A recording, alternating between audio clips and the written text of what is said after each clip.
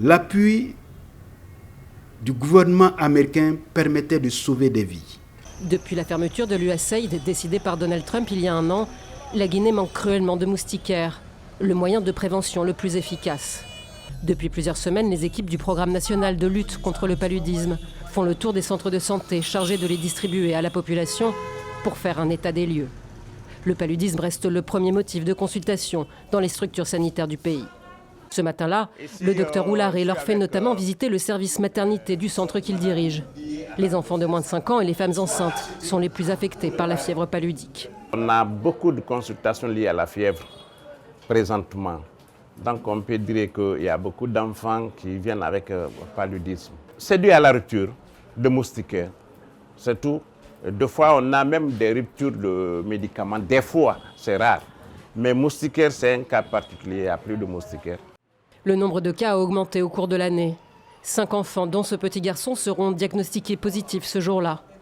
En Guinée, le paludisme demeure la première cause de mortalité infantile.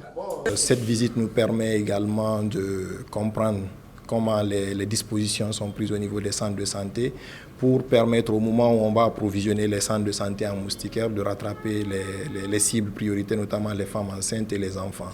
L'Agence américaine pour le développement international finançait 40% du montant nécessaire à la lutte contre le paludisme en Guinée. Une somme qui permettait de commander plus de 9 millions de moustiquaires. 2 millions n'ont pu être distribués en 2025. 500 agents communautaires chargés de la sensibilisation ont été licenciés, faute de financement.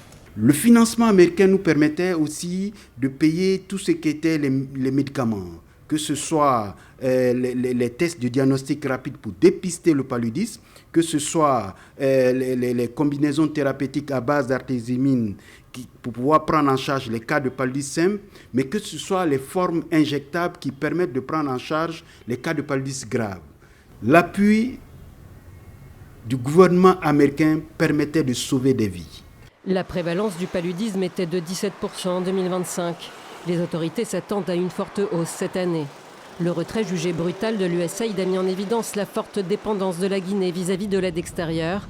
Le Premier ministre a fait de la santé une des priorités pour 2026.